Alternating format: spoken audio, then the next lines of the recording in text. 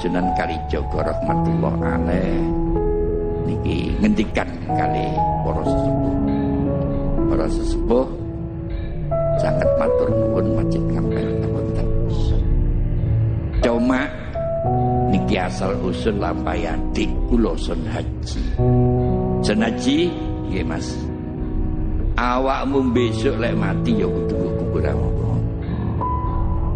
Lah niki kula matur dhateng panjenengan sedaya. Ya Sun Haji ya Abdurrahman. Tapi kula tambahi Mbah Bolong.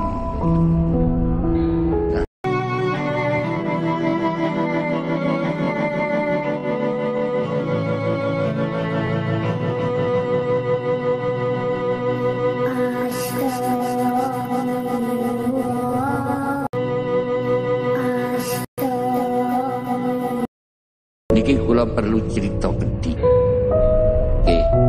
Tenggene Ngampel kula nggih sering ngrika ten sak ngajenge imaman niku enten pesarean. Ditulis namine 3. Mbah Abdurrahman, Mbah Sun Haji, nggih Mbah Bolong. Nggih. Kantos sepriki kuburane kencenge sirah niki Bolong.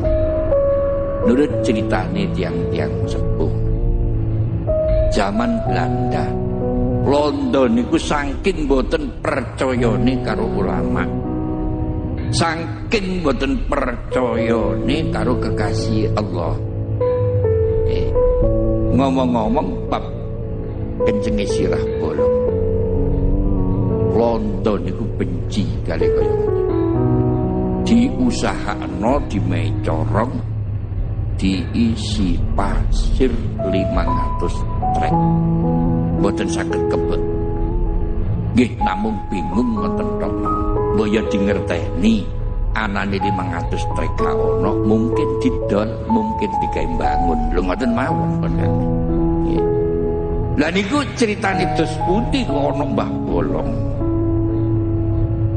Mbah Sunan Ngampel rahmatullah alaih waktu niku tasih kagungan langgar dereng kagungan masjid santrine namung 7 kalau wau dipun ngendikaken Gus ana kalane wong niku santrine akeh ana kalane santri iki santrine namung 7 sing 6 limpat-limpat asli pinter-pinter lho sing setunggil niku dedel cuma gadah keistimewaan lai cinta dateng Mbah Sunan Ngampel niku luar biasa. Satu saat Mbah Sunan Ngampel dawuh bocah-bocah nggih Mbah aku iki kate lunga haji didhawuhi ngoten sing nenem jawab nggih Mbah. Tibake Mbah Abdurrahman niku luwih terwedes mboten saged matur. Saking susahe kate ditinggal haji. Lah saniki mboten enten santri kaya ngoten niku mboten enten. Wong santri saniki nek ditimbali kiyaine niku kuwatir tarikan ngoten mawon. Pun bareng kaya ngoten mbiyen haji niku dimulai Rejeb. Napa sebabe ngalap barokahe Isra Mi'raj Kanjeng Nabi Muhammad sallallahu alaihi wasallam. Kaji niku 9 sasi. Rejab, Ruwah, Poso, Sawal, Selo, Besar, Suro, Sapar, Mulud. Napa kok mulu napa wangsule wulan Maulud ngalap barokah dina kelahirane Kanjeng Nabi Muhammad sallallahu alaihi wasallam. Dadi ngalap barokah. Bareng Mbah Sunan Ngampel sampun tindak Mbah Sun Haji mboten kiyat manahi langsung damel kuburan nggih sing saniki dipun kene kuburan niki dicempuri niki terus beto kain petak gluntung ten kuburan niki mujur ngaler miring ngilen kemulan putih dongane namung setunggal. Ya Allah Gusti kula mboten kiyat Kula nek mboten dipanggihaken kalih guru kula panjenengan paringi mati sarana Gusti kula. Dongane namung niku tok. Pun mboten eling napa-napa, butuhe mek mati tok. Lek mboten saged kepanggih kalih Mbah Sunan Ampel. Lakon sing sakmenten iki tanpa guru. Mulane tanpa guru niku nggih kathah bahayane. Kanjeng Nabi dawuh malam yakun lahu syaikhun wasyaitanu syaikhun. Wong niku nglakoni apa tanpa guru sing dikuwatirno diguroni karo setan. Lakon 40 dina 40 bengi saestu rajane jin priprayangan saking laut Hindia dugi. Basan dugi jelek Mbah Sun Haji Pinara. Pirsa langsung ditakoni, "Lapo kon rene?" "Lho, aku iki ndelok awakmu nangis. Aku welas. Lan aku ngerti sambatmu. Awakmu iki njaluk mati selagi gak kepethuk karo guru." "Bener. Lah saiki aku welas, awakmu tak terima." Eling-eling ana sing ngerterno wis lali sembarang. "Ya, ayo tak gendong." Go miber basan teko laut Hindia, dicekel dibuak karo jin priprayangan.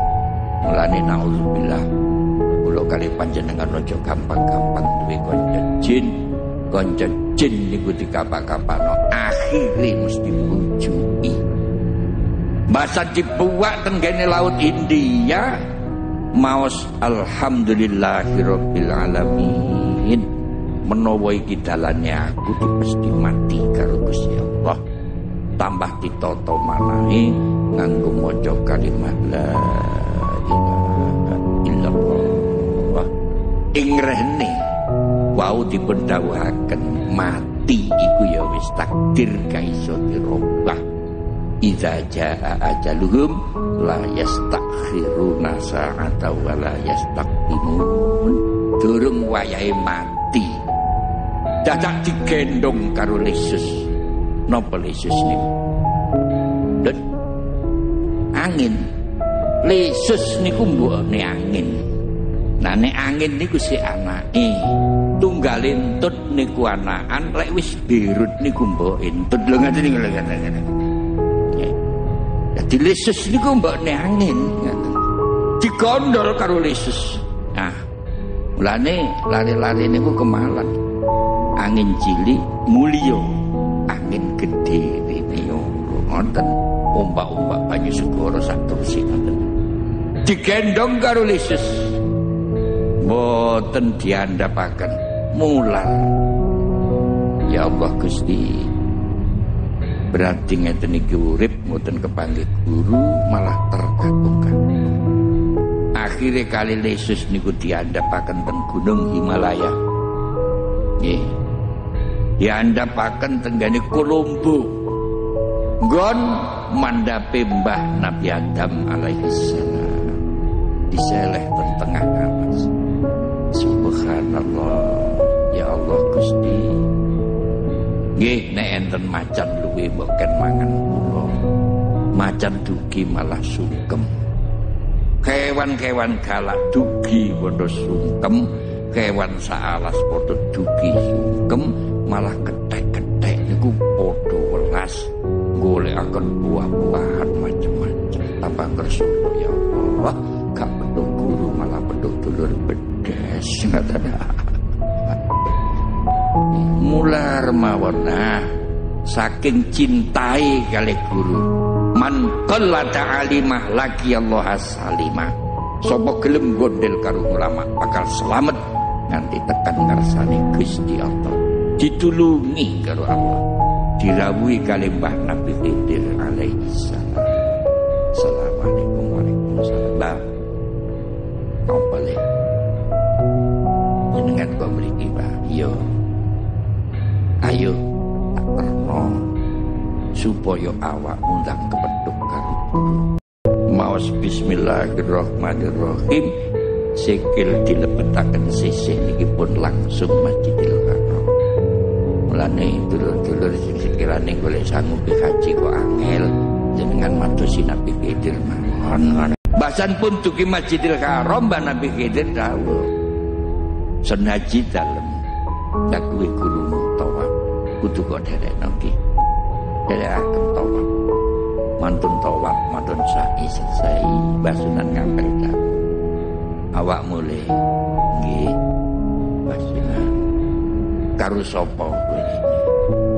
Kula nderekaken Mbah Nabi Khidir. Ya, sok nek mulih gak perlu bareng aku, kowe kudu njaluk ter Nabi Khidir. Oh, tenarene. Nggih Mbah kula nderekaken. Haji selesai Mbah Sunan Ngampil dawuh wis marile. Matur nang Mbah Nabi Khidir njaluk ter. Nggih Mbah sampun kula matur lan ning ngono aja kesusu mulih aku titip sesuatu. Sajadahku kawon, bungkulku kawon, serbanku kawon, tasbihku kawon. Bismillahirrahmanirrahim langsung kuburan sing dibangun niku. Jadi tengene kuburan sak sekarae sak kabeh. Macak haji serbanan cobaan peduk konco-konco. Assalamualaikum. Waalaikumsalam. Kaji jublang ya lema. Lah ngajeni yo metu teko jublang tenan ae ngoten. Ojo ngono ta. Aku iki haji temen. Kene gak percaya iki bungkule sapa? Bungkule Mbah Sunan Ngampil. Kisah jadahe Mbah Sunan Ngampil. Percaya nek pancene oleh lunga haji liwat krikut. Ringkese cerita. Bareng langgar niki badhe dibangun ditadosaken masjid. Wali Songo nglempak dateng Ngampil. Pas mendung peteng sing didhisikno niku mboten kok biayane, tapi sing dhisikno masalah ancer-ancere kiblat. Dadi ra dikhilaf Wali Songo. Bareng khilaf Mbah Sunan Ngampil dawuh. Kowe kok meneng ae to, Le? Oh nggih Mbah nuwun sewu.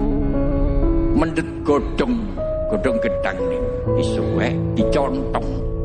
Didamel contong dipidingi, pucuke contong niki dipedhot. Nuwun sewu, Mbah. Kula tak ngeker Ka'bah. Dadi Ka'bah niku dikeker contong teko Surabaya. Mbah Sunan Kalijaga ra diduga.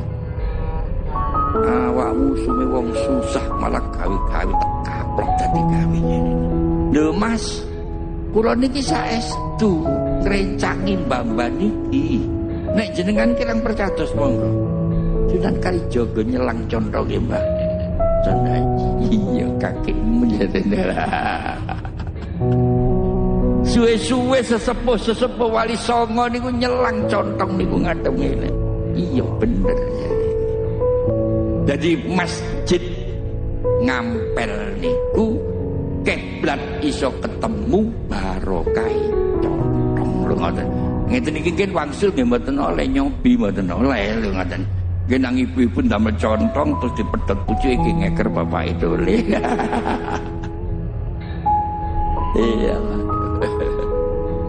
Pasan kaya ngoten niku masjid pun dados.